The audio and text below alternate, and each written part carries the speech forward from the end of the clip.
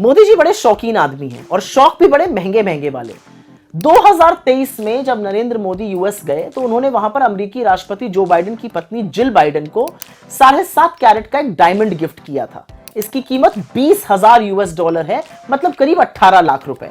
और 2023 में Jill Biden को मिलने वाले सारे तोहफों में सबसे महंगा तोहफा यही था। सोचिए, मोदी जी ने ब्रुनेई के सुल्तान से ज्यादा महंगा तोहफा दिया था जिल बाइडेन को। यही नहीं, आपको पता ही होगा कि ट्रंप परिवार को मोदी जी ने करीब 50,000 यूएस डॉलर, मतलब करीब 43-44 लाख के तोहफे दिए, 17 तोहफे दिए। उसमें से कुछ तोहफे, इवांका ट्रंप को एक सोने का कड़ा दिया था, डोनाल्ड ट्रंप को एक 1.5 लाख की कफलिंग्स दी थी, 7 लाख रुपए का एक फूलदान दिया था, ताजमहल का एक रेप्लिका बनवाकर 4 लाख रुपए का वो दिया था। अभी अलग बात है कि भक्त बेचारे ताजमहल ही उड़वा देना चाहते हैं।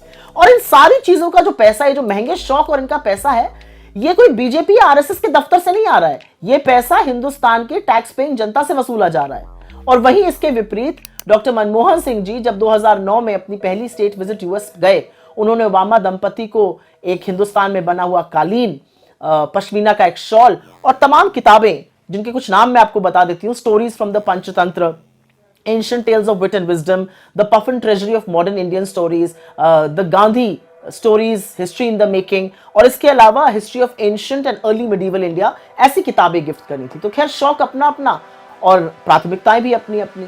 लेकिन जिस देश में आर्थिक तंगी है, जो देश गुर्बत से, जो देश बेरोजगारी से जूझ रहा है, उसके प्रधानमंत्री को, और जिस देश में अगर आप 80 करोड़ लोगों को राशन ना दीजिए तो वो भुखमरी से मर जाएं, उस देश के प्रधानमंत्री को इतने महंगे तोहफे देने से पहले सोचना चाहिए कि आपको सम्मान आपके ज्ञान, आपके दृष्टिकोण, आपके कद से मिलता है।